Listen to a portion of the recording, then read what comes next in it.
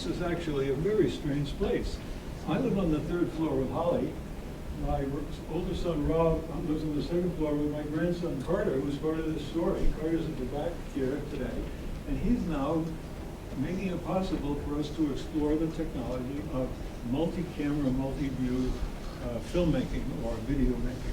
All right. So here we are, iTV-Studio, and this is the thing we're talking about today, the main thing. And this is far too large font to read. Let's go back to this. And okay, I guess I do want to go to that screen. So let me do it again. And see if I can make it smaller somehow. Does the Mac let you shrink fonts? There we go. It's not getting small enough. Let's see what I can scroll down. So it basically says, here I am, I did the DTV group. And I have this phrase I've been working at for years that says, I'd like to put the means of production in the hands of the people. Not by nationalizing them as the socialist communists think is the right way to run a society, but by getting low-cost consumer products that are almost good enough. And by almost, I mean, boy, it looks pretty good. These camcorders are making wonderful high-definition 1920, 1080, and so my goal is to make a case which we could include the switching like the one in InDesign and one beyond, and connect it to 6 cameras and take that out to a sports event or other major events. And that box, just like again, One Beyond, contains a streaming tool so that someone could buy a system which probably could sell for about $7,200 today, never mind $1,971, because these boxes have about $5,000, $6,000, $7,000 worth of equipment in them, and the cameras only cost $300 each. So I have lots of people who are doing television in high schools everywhere who have gear that their local public access station gave them to use, but it's almost impossible to maintain, and it costs a huge amount of money, including things like the ClearCom headsets. They talk to one another from all the cameras and other things. We found a way to put the sound to all the camera people that cost only $50, right? Two boards that cost $50. So basically I'm saying I can build into a suitcase like this one, and at the back of the room you can see the screen up there, and over here I've projected the screen which is called a multi-view screen. So there's 2 concepts I want to put in your head.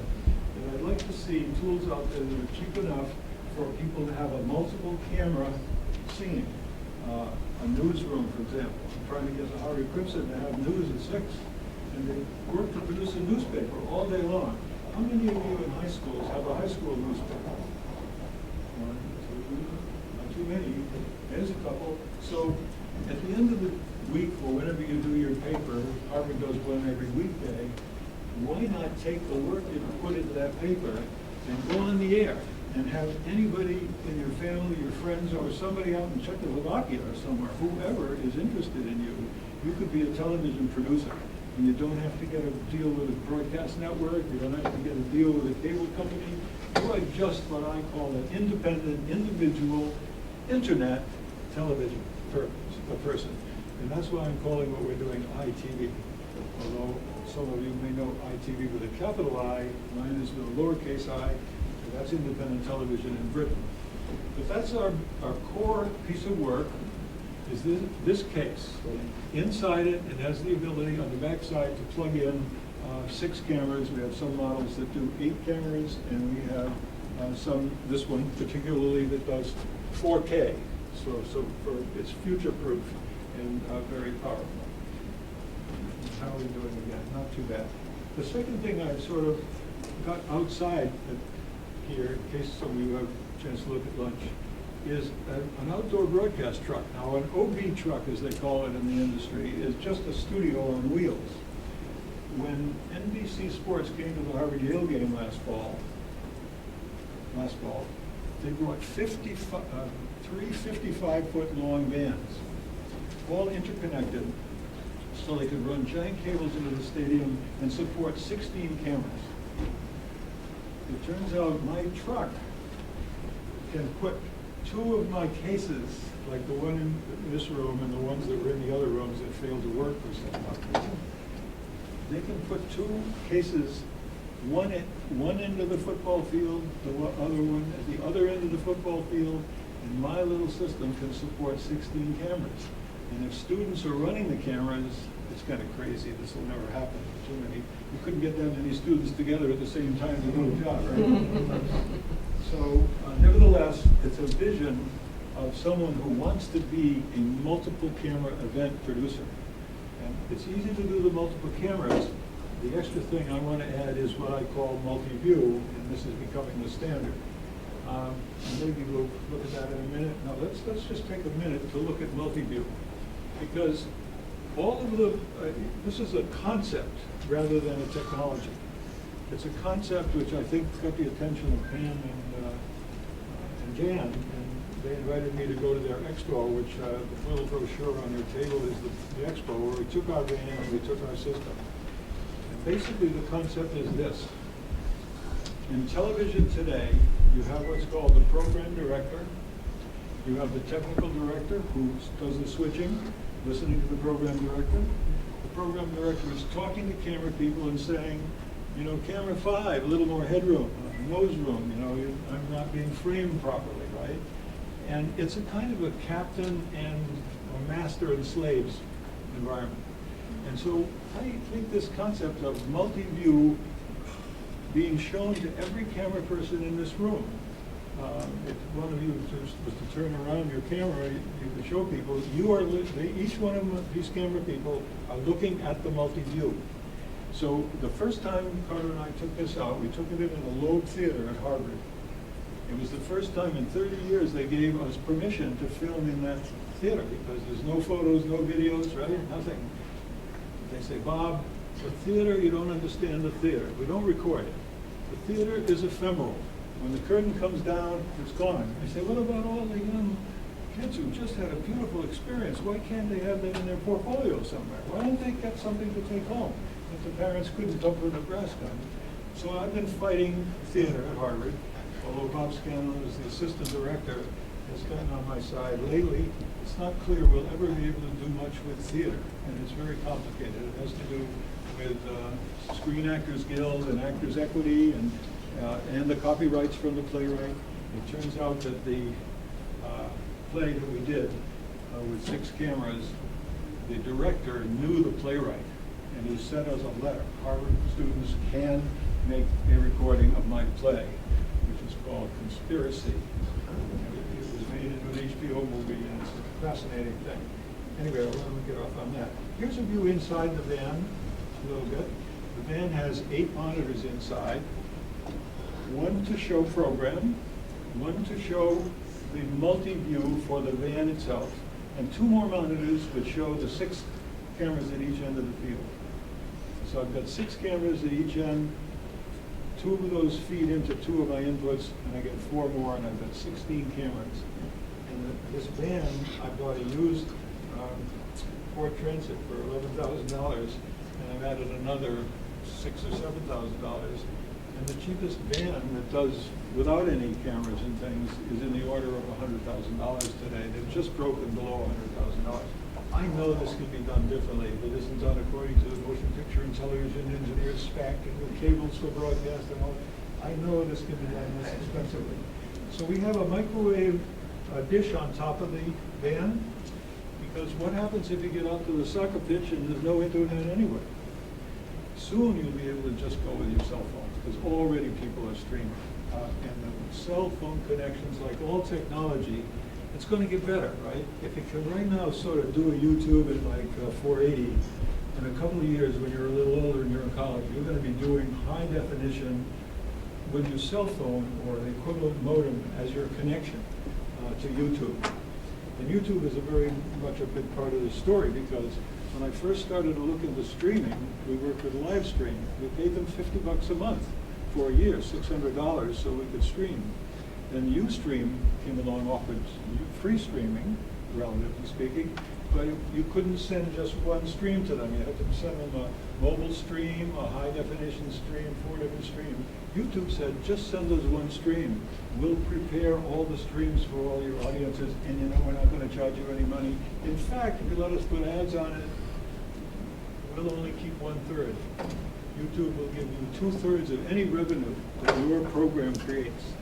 So if you can think of a radical program to create and people watch it, not only have you got an audience anywhere you can reach it in the world, but they'd be sending you money because the little ads, every time somebody clicks, you're earning money. It's almost too much to believe that this is all coming together at the same time. That not only can you have technology to do something that looks completely professional, but you don't have to write a contract with anybody to have some revenue coming in. It's really going to change the lives of a lot of people and how people make media in the world. Okay, so the other antenna, the ones you see here up on this screen, the upper one that looks like a wedge, that is a special amplifying antenna called a Yagi, or log periodic antenna, which amplifies the signal to your cell phone by 12 decibels in noise, signal noise. It has the potential that I could maybe get that van to make the connection from a cell tower to support a game, a baseball game, or somewhere out where there's no internet to be had, because the cells are getting better all the time. I guess I won't have too much of a time to talk to you. It's still got 15 or 20 minutes, although the whole program is running late. This prompter, my idea with this, how many of you schools have ever used a teleprompter? So a teleprompter is something that every news program uses because, you know, the anchor is reading what's on the screen and it's going by. And almost every prompter that's been built, although other companies are doing the trick I'm now doing, every prompter has a mirror so that the camera is behind the mirror, like a one-way mirror. You know, it's a mirror on this side, but the camera can see through on the other side. And that lets you look right at the mirror, and the text is scrolling up. You've seen the president talking, and you see it on the side. These prompters, the most popular ones, my Harvard students bought 3 prompter people prompters for $1,200 each. Anybody know what they pay for the prompter they have? No, nobody knows into the business side. Most organizations have one. I believe we can make this prompter for $300. And it doesn't weigh anything. I think I put one in a box in here, but we've moved room so much I've lost it. I brought one to show you. Instead of having a heavy mirror mounted on something that can hold your iPad to do the scrolling, or buy a special piece of the prompter that reverses, turns out when you look through the mirror at the text, it's backwards and upside down, so it has to be reversed. All right, my idea is to take a regular little screen and put it right under the camera. And you look at this instead of the camera. Now people say, oh, you're not looking right into the camera. Someone's going to notice that you're not looking into the camera. And it turns out there's a big psychological problem that I studied several years ago. And I can't do it with everyone in the room, so I'll just pick one person. It turns out if I look at you, and you think I'm looking at you, and if I kind of look occasionally at your mouth or your forehead, it usually doesn't bother you because this is how we interact with people. We look them in the face. If I just go off axis to your ear, but just a tiny little bit, and say, what is this guy thinking, right? The problem with not looking in the camera is not looking a little down or a little up, it's looking to the left or right. It's okay if the camera is exactly right on top of the prompter screen. And I'm not the guy who invented or discovered this. It was a terrific study done 4 different ways of trust on the internet. And the question is, or when watching something, will you trust someone who's looking up when the camera's on, a webcam is on top of the screen? The trust goes down if it's high enough up. And you know, you've done many Skype things where you watch your friend talking on Skype, and if they start looking away while you're looking at them, you kind of have this funny feeling, I think. And we need to solve a problem that's called eye contact. Humans expect eye contact when they trust the person. So it turns out sales messages that don't look you in the eye don't turn into sales, okay? And so this is a big studied thing in business psychology. And my little prompter, which is just a little light screen with a 3D printed platform that holds the camera on top, is taking advantage of that psychology. This is another thing that I developed in conjunction with CCTV. One of our first systems I built, the first one was for Harvard, the second one I gave to Cambridge Community Television.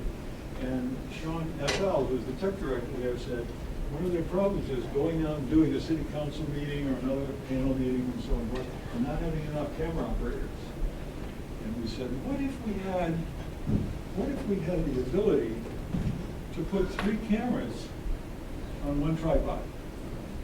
Now I'm feeding 3 cameras into the suitcase and getting the switching between what? Well, the middle camera is set on wide angle, so you see the whole city council. Then a second camera is aiming at the current speaker.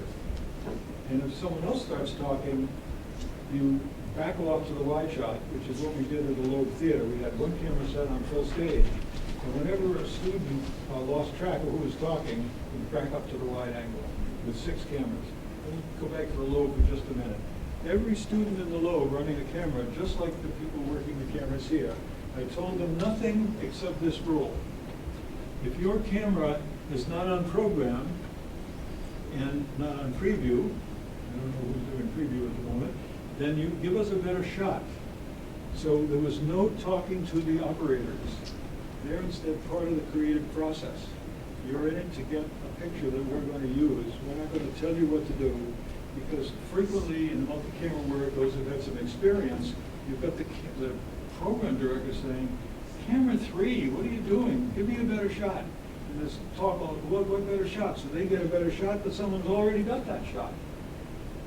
And it's not really that usable. So who is to solve the problem of getting a better picture? Camera operators. They're the ones. They want to look around and find something interesting. And you know what's interesting? If suddenly the tech director puts them on preview.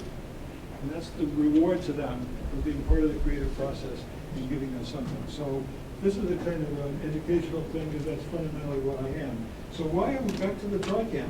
What's the third camera for? It turns out we hope to be able to set up in a room where we're off to the side. I've done 80 hours of video at Harvard. I'm almost always off to the left side, looking at the panel, and when there's an audience question, what do I have to do? I have to swing the camera around, and I get the pan, and I try to catch that person in their question. Almost always, by the time you really find them, the question is over, and they're getting answered, and you're going back. What a waste of time, right? So the TriCam, again, Sean F.L. and I, the answer to the TriCam is to have a third camera looking over your shoulder, looking out at the audience. So you look closely, you see I've got 2 cameras at me, and one with the shotgun up on the left is aiming backwards or off to the side. So now I have the ability to pick out an audience question, or not myself because the camera's aiming, but if I see in my multi-view that now the audience is being taken, because the program director wants the audience question, you've got it right away, and we can switch back and forth comfortably. Very nice looking production values instead of sweeping cameras all around. Okay, that's the heart of the TriCam. But in a room like this with stadium seating, it's very hard to position for that. So I have what I call a bicam and a monicam.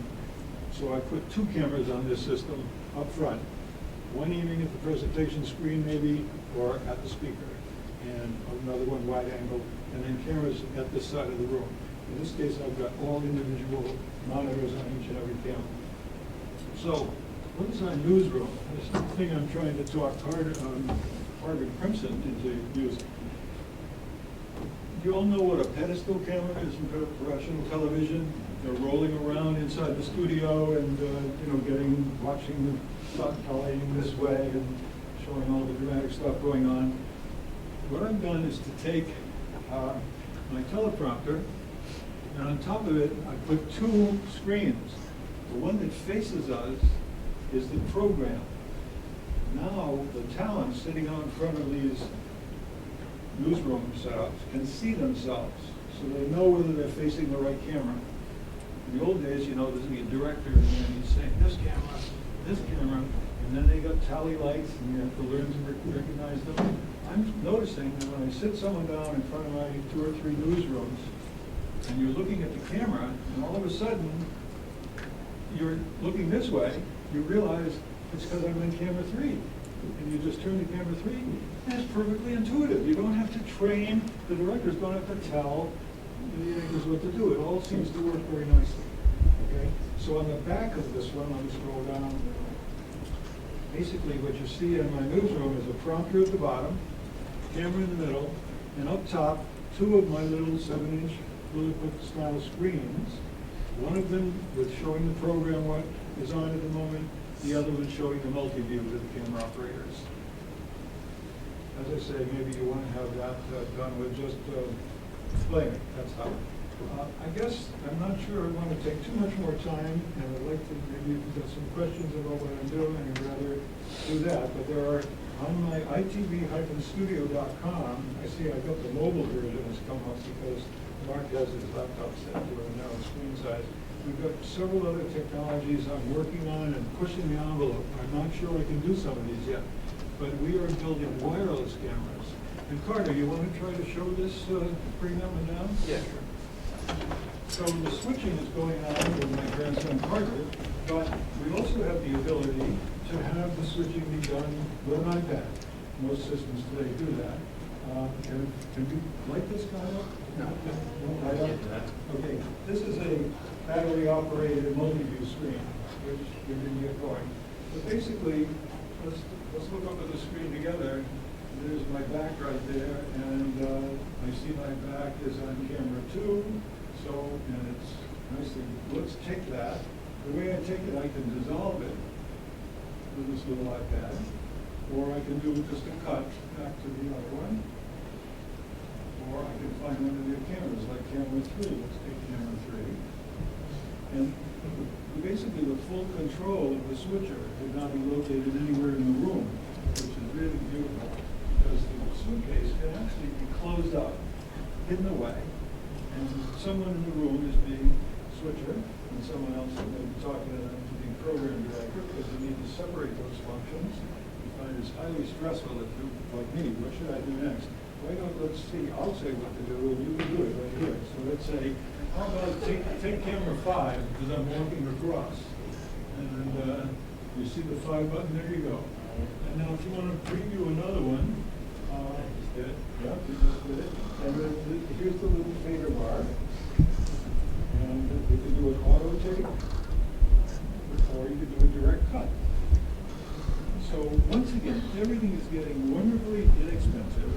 Everything is getting wireless because it's the bane of existence of anybody who has equipment spread everywhere with cables that are tripping people and they're worrying about liability.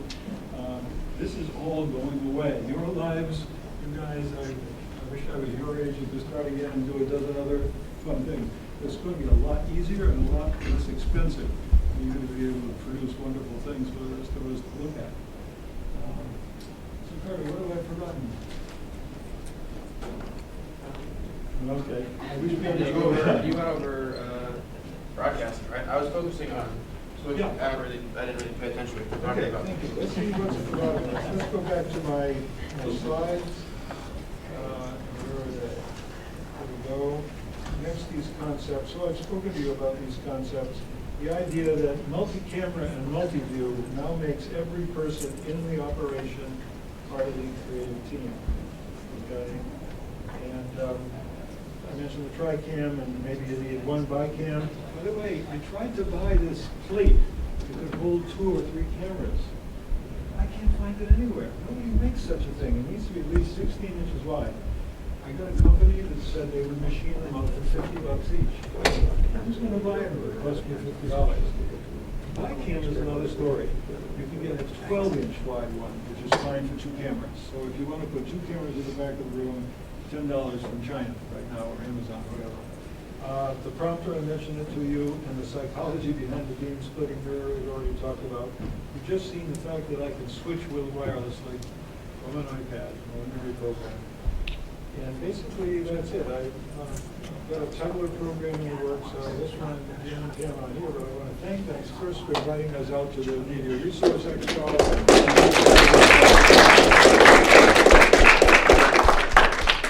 Any questions, or you're probably getting very hungry? Sounds good. Okay. What's the price point of this right now in terms of if you wanted the box and for feed? That's a very good question, and I'm only guessing. I've started enough businesses to know that I don't know yet, because it depends on things that we have to build, make work, and then find someone to build. I need to go to the iLab at Harvard or the business school and find some young people to be the business. My grandson is a candidate on the engineering and design side. He's done all of our design, all of our building. But the number I mentioned, $7,200 for the MIT Leapfrog system, say $1,520 today, it's nowhere near that. And that was just one camera. So the cases, the contents of the case cost about $3,500, somewhere $4,000, somewhere in there. So if it's sold for $6 or even $7, you can add 4 cameras for $300 each. And there's some cabling, depending on how far you want to go. We studied a whole variety of cables. Just a little HDMI cable, it peters out at about 15 feet. HDMI doesn't go very far. You can put extenders on it. They're not expensive. But then you go over to what's called serial digital cables. Now you need adapters. Each adds in the neighborhood of $30 to $40 to $50. It starts to build up, but it never gets to $7,200 in, even 4 cameras all working. And I've done fiber optics. So I can send hundreds of feet. My van has some fiber optic cable in it. And so what I'm doing is being an R&D person, frankly. And others may do this, or we may do it. My 2 boys have got businesses going, and I'm just pleased to be part of having that happen. My grandson, Carter, now may well turn this into something. He needs people to work with. If we were talking to graduate students or business school students, I'd be saying, meet Carter. This could become a business which would fulfill the kind of thing I've always wanted to do, and that is give people productivity tools. Because I made my money with a toy, Merlin. My wife and I actually sneaked in some serious education. Merlin has a game in here called Magic Square. You turn it on, it's the middle game, you press the middle button, and 8 lights light up around the outside. And your challenge, then it becomes randomly lit. Now you have to find a way to push buttons until you get the square to appear again. And your tools are these. If you press a button on the side, it changes the lights, these 3 lights on this side. So on the middle, the top side, it changes those 3 lights. But there's another corner buttons. If you touch a corner button, it changes the 4 lights in that corner, including the middle. And then if you touch the middle one, it changes 5 lights around the middle. So you've got a 5 operator, a 4 operator, and a 3 operator. And you've got to start clicking the 3s to match the 4s and the 5s. And the American Mathematical Society published a paper about Merlin that said, this is very strange. Children from 7 to 10 are learning group theory concepts that are not normally taught until graduate school, because they've got these 3 operators and they do different things. And the question is, how do they work together to solve a problem? And we knew we were doing that, but as soon as we suggested it to Parker Brothers that it was becoming educational, no, it's fun. We only do fun, we don't do education. Holly and I sneak a bit of it in. I learned one other great thing from Parker Brothers, and that's relevant to this great lawsuit that's going on in the country with the New York Attorney General. We're mostly done already. Thank you, Mark. 5 minutes, we'll probably be done the start of the match. You might like this one. These FanDuel guys in fantasy football, or whatever they're called, is it a game of skill, or is it a game of chance? Okay, so Parker Brothers told us, when you really design the right game, and we did put some of that right stuff into Merlin, the right game is the game that when you win, it was a game of skill.